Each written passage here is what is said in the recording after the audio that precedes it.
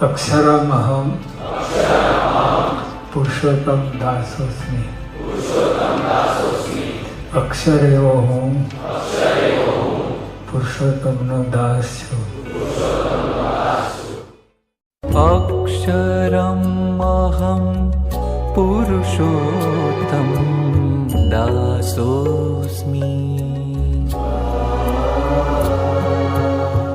सबको ये जो उत्सव है वो महाउत्सव आप सब लोगों की वजह से ही हुआ है, क्योंकि अगर आप लोग आते तो ही ये उत्सव हम मनाते और राम नाम का 6 घंटे का जो जाप था वो हम कर पाते थे।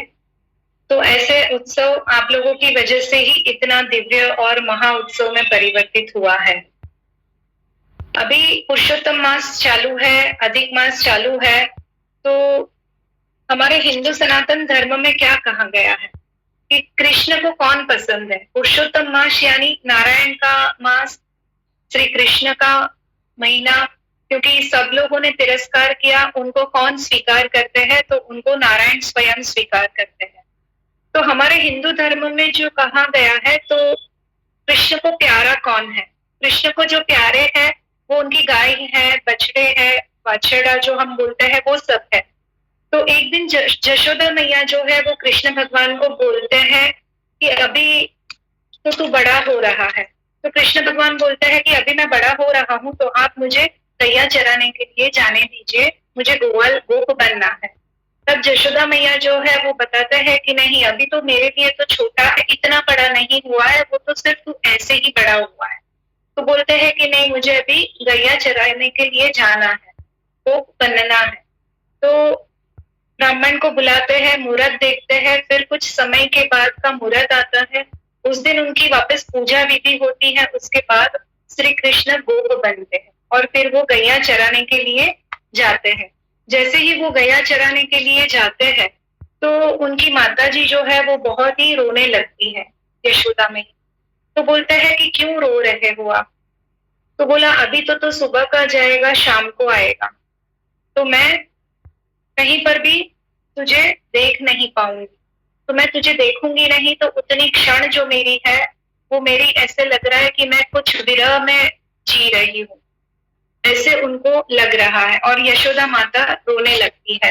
तो जब वो रोती है तो श्री कृष्ण उनको क्या बताते हैं कि माँ आप ऐसा मत बोलो, आप ऐसा मत रो कि मैं आपके पास से दूर जा रहा हूँ, आप ऐसे ही समझो कि मैं आपके पास हूँ। और फिर वहां पर यशोदा मैया बोलते हैं कि आप पैर में पादुका पहन के जाइए। तो श्री कृष्ण वो इनकार करते हैं, बोलते हैं कि नहीं, मैं पादुका नहीं पहन सकता, क्योंकि मेरी कोई भी गैया जो है वो पादुका नहीं पहन रही है, तो मैं कैसे पहनूं पादुका। तो बोले गैया जो है वो पशु है, पशु कभी भी नहीं पहनते हैं। तब श्री कृष्ण उनकी माता को बोलते हैं कि वो पशु नहीं है, क्योंकि हर एक देवों का वास गाय में है, तो गाय माता है, तो हम उनको ऐसे नहीं बोल सकते हैं कि वो पशु है। जब मेरी गैया पादुका नहीं पहनती है तो मैं कैसे पहनूं। और जब तक श्री कृष्ण गोकुल में रहे हैं तब तक उन्होंने पादुका नहीं पहनी है। जब मथुरा गए, जब द्वारिका गए, तब वहां पर उन्होंने पादुका ग्रहण की। तो इतना श्री कृष्ण देवों का जिसमें वास है वो गाय का भी उतना ध्यान रखते हैं। और जिस दिन उनको मथुरा जाने का हुआ तभी जो गैया और बछड़े थे वो सब रोने लगे, क्योंकि कभी भी कृष्ण ने उनको बिना खिलाए खाया नहीं है, उनको बिना पानी पिलाए पिया नहीं। ये सब छोटे छोटे नियम श्री कृष्ण हमें समझाते हैं कि हमें किस प्रकार से छोटे छोटे नियमों का पालन करके नारायण के नजदीक हम किस प्रकार से जा सकते हैं।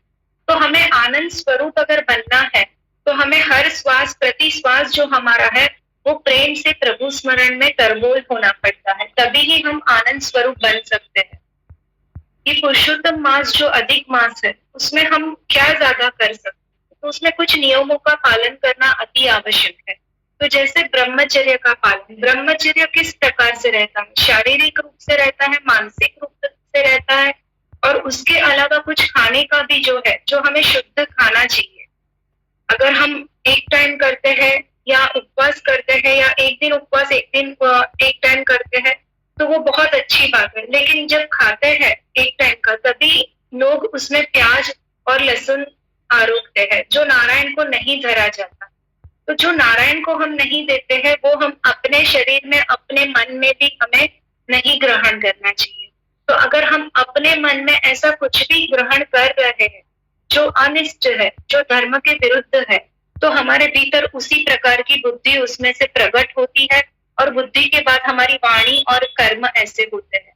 तो भीतर से वासनाओं का विनाश होता है, तभी ही हमें परमात्मा का ज्ञान होता है। तो पुरुषोत्तम मास में ये हम जो मंत्र जाप हमने अभी 6 घंटे का किया, या राम नाम इतना जाप किया है, वैसे अगर हम करते हैं तो धीरे धीरे भीतर से हमारे जो वासनाएं रहती है वो कम होने लगती है, और कब विनाश हो जाता है वो हमें पता भी नहीं चलता है। तो सत्संग से जुड़ने से, नारायण का नाम स्मरण लेने से किस प्रकार से हमारे भीतर की वासना जो है वो परिवर्तित होती है। ईश्वर तो आनंद स्वरूप है, संसार जो है, हम संसार जो भुगत रहे हैं उसमें ही सब दुख है, सुख है, ऐसा हमें अनुभव होता है, और फिर धीरे धीरे हमारी वासनाओं का नाश होता है। ज्ञानी किसको कहा जाता है? तो इंद्रियों को जो विषयों में जाते हुए रोकते हैं। विषय कौन कौन से हैं? तो जो हम जीवन में विषयों के साथ जुड़े हुए हैं, माया के साथ जुड़े हैं, अगर हम वो इंद्रियों को रोकते हैं तो हम उसको ज्ञानी बोलते हैं। लेकिन सच्चा ज्ञानी कौन है?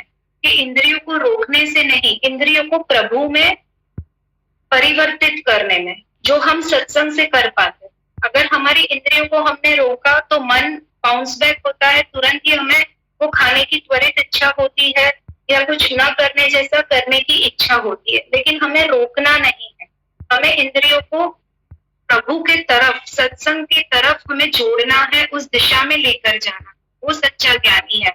तो श्रीमद् भागवत के 6ठे स्कंद में क्या कहा है? उसमें भी 3 प्रकरण है। ध्यान प्रकरण है, दूसरा अर्चन प्रकरण है, और तीसरा नाम प्रकरण। ये तीनों प्रकरण के बारे में अगर हम धीरे धीरे अपना समझते जाएंगे तो हमें पता चलेगा कि हम किस प्रकार से अपना जीवन में वासनाओं से त्याग ले सकते हैं और अपने परिवार के साथ जीवन भी जी सकते हैं। संसार में बंधा हुआ कौन है वो हमें समझना है। सबसे पहले श्री कृष्ण के जीवन चरित्र से हमें वो देखना है कि संसार में बंधा हुआ कौन है। जो 5 विषय है, काम, क्रोध, लोभ, मोह, इच्छा, वो सबकी आसक्ति से बहुत ही भरा हुआ है, बहुत ही उसमें जुड़ा हुआ है। वो ही संसार में बंधा हुआ है, माया में बंधा हुआ है। श्री कृष्ण प्रभु नारायण जीवन जी रहे हैं, उनके कोई भी अवतार ले लो, चाहे श्री राम भगवान का ले लो, श्री हनुमान जी का ले लो, श्री कृष्ण का ले लो, श्री स्वामीनारायण भगवान का ले लो, लेकिन वो अपने जीवन काल में हमें वही दर्शाते हैं कि जीवन जीना है, लेकिन वासनाओं से परे जीना है। वासनाओं का स्पर्श अंतरात्मा में हमें नहीं करना है। तो संसार में छूटा हुआ कौन है? तो जिनको प्रबल प्रकार से वैराग्य प्राप्त होता है। प्रबल प्रकार से वैराग्य यानी क्या? कि मन से भी इतनी पवित्रता और शुद्धता विचारों से रहती है, बाद में उसके आचरण में उतनी शुद्धता और विचार रहते हैं। तो ऐसे जब वैराग्य प्राप्त होते हैं तो वो माया से भी परे हो जाते हैं। और सबसे बड़ा स्वर्ग कहाँ है और नर्क कहाँ है? तो वो सब कुछ हमारे जीवन में यहाँ पृथ्वी पर ही है। तो नरक क्या है? कि जो हमारे देह के भीतर जो है, जिस देह की हम बहुत ही ध्यान रखते हैं, उसको इतना सजाते हैं, लेकिन उसके अंदर जो है मल मूत्र विष, जो भी दुर्गंध युक्त पदार्थ है, वो हम कभी भी नारायण को समर्पित नहीं कर सकते। तो हम अपने देह से क्या समर्पित कर सकते हैं? तो हम सेवा कर सकते हैं। जो अभी समर्पण टीम ने जो सेवा की है, वहां पर आए सत्संगियों ने नाम स्मरण करके जो सेवा की है, वो सेवा हम प्रभु को अर्पण कर सकते हैं। हम प्रति श्वास में प्रभु स्मरण अगर करते हैं तो धीरे धीरे उससे क्या होगा कि हमें पाप करने की जो इतने सालों से आदत थी, इच्छा थी और एक रूटीन से हो जाता था, वो पाप धीरे धीरे कम होता जाएगा और बंद होता जाएगा। और वो जैसे ही बंद होता जाएगा वैसे ही हमारा ब्रह्म संबंध नारायण से हो जाता है। बाकी हम जो भी संप्रदाय मानते हैं और हम उसमें ब्रह्म संबंध लेते हैं, लेकिन हम उतना फॉलो नहीं कर पाते हैं, उतने प्रकार से उसमें इन्वॉल्व होके उसका पालन नहीं कर पाते।